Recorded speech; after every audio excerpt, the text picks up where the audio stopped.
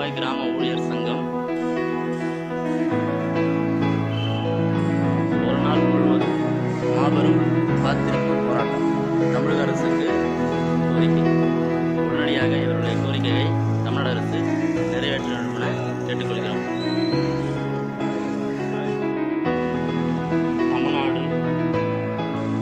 தமிழ்நாடு வருவாய் கிராம ஊழியர் சங்கம்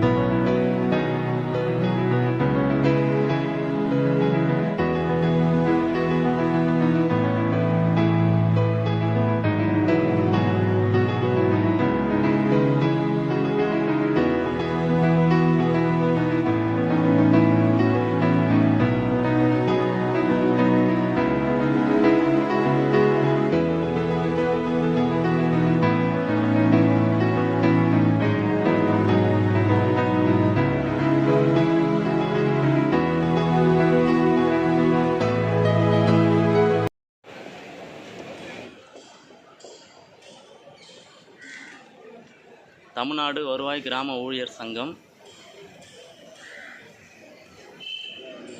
ஒரு நாள் முழுவதும் மாபெரும் காத்திருப்பு போராட்டம். தமிழக அரசுக்கு கோரிக்கை. உடனடியாக இவருடைய கோரிக்கையை தமிழ்நாடு அரசு நிறைவேற்ற வேண்டும் என கேட்டுக்கொள்கிறோம்.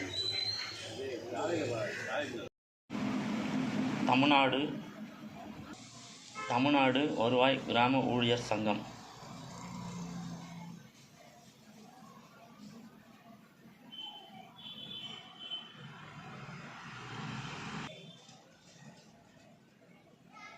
ஒரு நாள் முழுவதும் மாபெரும் காத்திருப்பு போராட்டம்.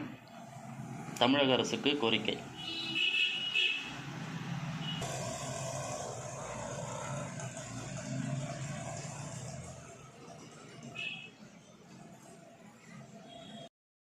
அடுத்து முடிவு அறிவிக்கும் போது கோடால் பேண்டை வந்துடும்.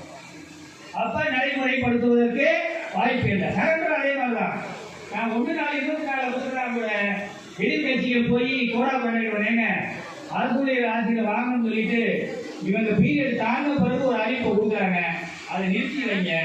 நாங்கள் வந்த பிறகோ எந்த ஆட்சி தேர்தல் வந்த பிறகு 1 ஆண்டுக்கு பிறகு இவ்வளோ 5 வருஷமும் ஆகாதுங்க, ஒரு 2 மாதம் எடுத்து வாங்கிட்டு போறான்னு சொல்வதற்கான வாய்ப்பு என்பது கண்டிப்பாக தேர்தல் ஆணையம் அதை நிறுத்தி வைக்கும். இதில் மாற்று கருத்து இருக்காது. அதனால இதையெல்லாம் நாம ஒரு அதிகாரிகள் 1000 இடத்துல யோசிப்பாங்க. அந்த அடிப்படையில் தான் நமக்கு எந்த விதத்திலும் மீண்டும் தரப்படுப்பை வழங்கக்கூடாது என்பதுதான் 1/4/26. அதில் இப்போ என்ன பண்ணுவாங்க, இப்போ எல்லா இடத்துலையும் போராட்டம் நடக்குது. என்ன பண்ணுவாங்க, கமிட்டிக்கு காலக்கெடு 9 மாதத்தை 6 மாதம் ஆக்குற வாய்ப்பு இருக்குது. சொல்லுங்களே, ஜனவரியில் வந்து அனௌன்ஸ்மெண்ட்டு, அதற்கு என்னைக்கும் ஒரு அனௌன்ஸ்மெண்ட் வச்சுன்னா ஜியோ வந்தால் தான் அதுக்கு வேல்யூ. 3 மாதம் ஆகி போச்சு, இது வரைக்கும் ஜியோ வரல. எலக்ட்ரிசிட்டி தேடி ஃபைனான்ஸ் ஒரு டெப்டி செக்ரட்டரி ஒரு பொருளாதார 3 பேர் எந்த ஒரு கமிட்டி போட்டாலும் அந்த ஆய்வு குழுவுக்கான ஆய்வு வரம்புகள் ஒன்று போடுவாங்க. அந்த குழு இடையில ஆய்வு செய்யணும், அதாவது ஆங்கிலத்தில் டேம்ஸ் சொல்லுவோம். ஆனால் இதுவரைக்கும் அதுக்கு ஜியோவே போடலை. இப்போ நாளைக்கு இங்கே கூட வெளியிடலாம். நான் 6 மாதம் ஆகிட்டேன். 3 + 6 அதுவும் 9 மாதம் தான். அது எந்த விதத்திலும் எங்களை ஏமாற்ற முடியாது. குழுவை கலைக்க வேண்டும் என்பதுதான் உங்களுடைய ஒற்றை கோரிக்கை. மீண்டும் பழைய கோரிக்கையை அமல்படுத்த வேண்டும். போன வருஷம் பட்ஜெட் படியோ லேட்டஸ்ட் நிலவரப்படியோ 80,000 கோடி நம்மளோட 40,000 கோடியும் அரசோட பிடித்தம் 80,000 கோடியும் எல்ஐசியில சேஃபாக இருக்கு. நீங்க அதுல யாரும் பல்வேறு தகவல் வருது. அது ஐயோ ஷேர் மார்க்கெட்டில் போடுறாங்க, பணத்தை 80,000 கோடி சேஃபாக தான் இருக்கு நம்மளுடைய பணம். உடனே அந்த பணத்தை வைத்துக் கொண்டு பழைய ஓய்வு திட்டத்தை மனம் இருந்தால் மார்க்கம் உண்டு. இதை பொறுத்தவரை கொள்கை ரீதியான அரசியல் ரீதியான முடிவை எடுக்க வேண்டிய ஒரு கட்டாயம் என்பதுதான் அரசுக்கு இருக்கு. முதல்வர் செய்ய வேண்டும். உங்களை நம்ம அதை நோக்கிய இயக்கத்துக்கு செல்ல வேண்டிய கட்டாயம். உங்களுடைய ஊதிய மாற்றங்கள் மற்ற கோரிக்கைகள் என்ன இருந்தாலும் ஓய்வூதியத்துக்கு இருக்கும். பணி ஓய்வுக்கு பிறகு பென்ஷன் இருந்தால் மட்டும்தான் உங்களுக்கு மதிப்பு இருக்கும். உலகளே ஒரு கிராம ஊதிய நீங்க பணியிலிருந்து டிடிஎஸ் ஓய்வு பெற இருக்கீங்க. ஒரு 10 லட்சம் இருக்கு சேமித்த பணம். ரிட்டையர் ஆகும்போது 10 லட்சம் வருது. சரி வாங்கி டெபாசிட் பண்ணிட்டு இருப்போம் அப்படின்னா இன்றைய கால சூழ்நிலையை யதார்த்தத்துக்கு சொல்றேன். என்ன பண்ணுவாங்க குழந்தைகள்? இவன் இருக்கிற வரைக்கும் அந்த பணம் நம்மளுக்கு வராது. அதனால இவர்கிட்ட வந்து பணத்தை வாங்கி ஆகிறோம்.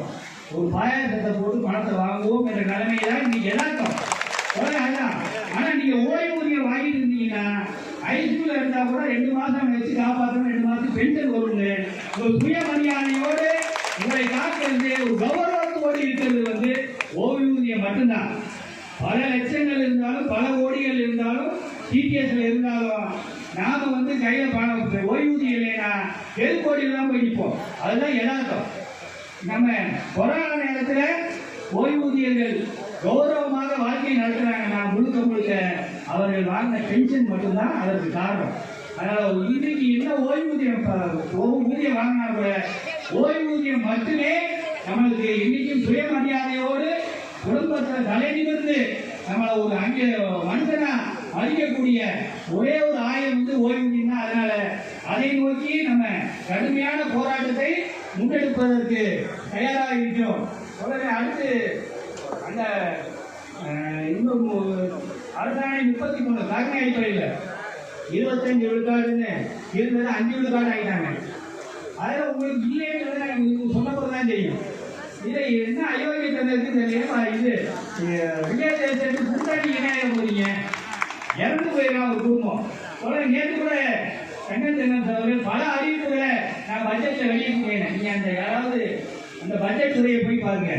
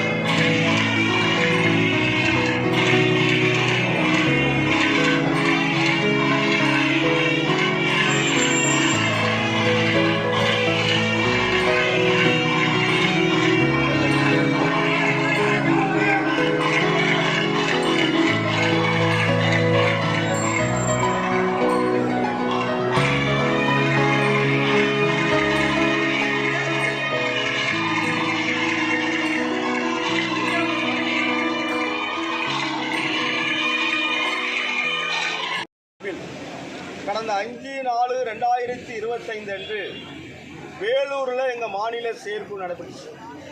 அந்த வேலூரில் நடந்த மாநில செயற்குழு எடுத்த முடிவின் பிரகாரம் நாங்கள் தமிழகத்தில் கடந்த ஒரு 3 ஆண்டுகளாக தொடர்ந்து பல்வேறு போராட்டங்களை நடத்தியிருக்கிறோம். வட்ட அளவில், மாவட்ட அளவில். வட்ட அளவில் காத்திருப்பு போராட்டம் நடத்தியிருக்கிறோம், ஆர்ப்பாட்டம் செய்திருக்கிறோம், ஒரு நாள் விடுப்பு கொடுத்திருக்கிறோம். இப்படி தொடர்ந்து பல கோரிக்கைகள் போராட்டம் நடத்தியிருந்தாலும் கூட நம்முடைய ஒட்டுமொத்த குமரலை, நம்முடைய மன வலியை அரசுக்கு தெரிவிப்பதற்கு சென்னையிலே ஒரு போராட்டம் நடத்த வேண்டும் என்று நம்முடைய மாநில செயற்குழு பணித்தது. அதைத் தொடர்ந்து இன்றைய தினம் தமிழகம் முழுவதும் இருக்கக்கூடிய ஒட்டுமொத்த ஊழியர்களை நம்ம அழைத்து வரவில்லை. ஏனென்று சொன்னால் அரசாங்கத்துடைய கவனத்துக்கு செல்வதற்கு ஒரு பெரிய மாசு தேவையில்லை. இருந்தாலும் தமிழகம் முழுவதும் கூடிய வட்ட மாவட்ட பொறுப்பாளர்கள் மட்டும் இந்த காத்திருப்பு போராட்டத்தில் கலந்து கொள்ள வேண்டும் என்று சொல்லி நாங்கள் வரவேற்றிருக்கிறோம்.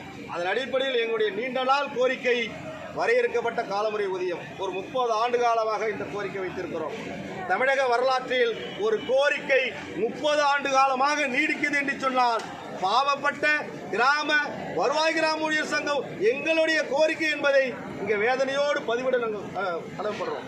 அதோடு மட்டுமில்லை, 1999 முன்னாள் முதல்வர் முத்தமிழறிஞர் கலைஞர் அவர்கள் கிராம உதவியாளர்கள் யாராவது இறந்து பணியில் இருக்கிறவங்க இறந்து விட்டார்னா அந்த குடும்பம் வாழ வழி தெரியாமல் தவிக்குமே என்பதை புரிந்து கொண்டு கருணை அடிப்படையில் வாரிசுக்கு வேலை கொடுத்தார்கள். கடந்த 23 ஆண்டுகளாக நாங்கள் பயன்பட்டு வந்த கோரிக்கை. கடந்த 2003 சிறப்பு காலமுறை ஊதியத்தில் இருக்கக்கூடிய கிராம உதவியாளர்களுக்கு இனி கருணை அடிப்படையில் வாரிசுக்கு வேலை வழங்க முடியாது என்று ஒரு உத்தரவு போட்டிருக்கிறார்கள். இது எதை காட்டுது? உள்ளபடியா மன வருத்தத்தை காட்டுகிறது. இந்த கடந்த 2 ஆண்டுகள் மட்டும் 100க்கும் மேற்பட்ட எங்களுடைய தோழர்கள் ஊழியர்கள் இறந்து போயிருக்கிறார்கள்.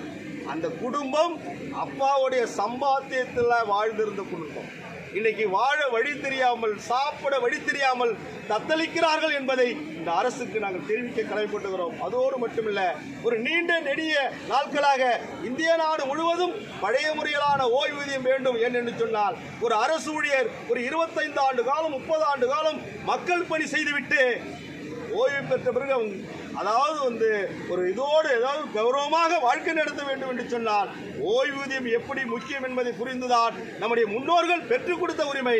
அதை இன்னும் நீங்கள் வீணடி கொடுக்காமல் இருப்பது, காலம் தாழ்த்துவது சரியானது இல்லை.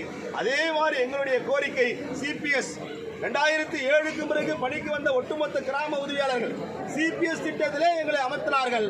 எங்கள்கிட்ட பிடிச்ச பணங்க 10 வருடம் ஆயிடுச்சுங்க. ரொம்ப வேதனையான விஷயங்க. 10 வருடம் ஆகி கூட எங்களிடம் பிடித்த பணத்தை திருப்பி கொடுக்கவில்லை. அதற்கு உண்டான பங்கீடை, அரசு பங்கீடு வழங்க முடியவில்லை. இதையெல்லாம் கருணை கூர்ந்து இந்த அரசுக்கு நாங்கள் தெரிவிக்க கடமைப்பட்டிருக்கிறோம். இந்த காத்திருப்பு போராட்டம் ஒட்டுமொத்தமாக தமிழகம் முழுவதும் வட்ட மாவட்ட பொறுப்பாளர்கள் இந்த அரசாங்கத்திற்கு எங்களுடைய மன வலியை, எங்களுடைய கோரிக்கை நியாயத்தை அரசு புரிந்து கொண்டு எங்களுடைய கோரிக்கை நிறைவேற்றி கொடுக்க வேண்டும் என்று இந்த கோரிக்கை வைக்கிறோம். இல்லை என்று சொன்னால் அதன் பிறகு எங்களுடைய அடுத்த நடவடிக்கை எதை நோக்கி போவோம்? இன்னைக்கு வருவாய்த்துறை சங்கடைய கூட்டமைப்பிலே நாங்கள் அங்கம் வைத்திருக்கிறோம். தாசில்தாரிலிருந்து கிராம உதவியாளர் வரைக்கும் இருக்கிறோம். அதே மாதிரி ஜாக்டோஜீவ பேரமைப்பு, தமிழ்நாடு முழுவதும் கூடிய அரசு ஆசிரியர் அமைப்பு, அவர்களை நோக்கியும் நாங்கள் இருக்கிறோம். எங்களுடைய நியாயமான கோரிக்கையை நீங்கள் பேசி எங்களுக்கு நிறைவேற்றி கொடுக்க வேண்டும். இதுதான் இந்த அரசுக்கு நல்லது என்று இந்த போராட்டத்தின் மூலமாக நான் தெரிவிக்கிறேன். என்னுடைய பெயர் ஆர். திருமலைவாசன், தமிழ்நாடு வருவாய் கிராம சங்கம். நன்றி தோழர்.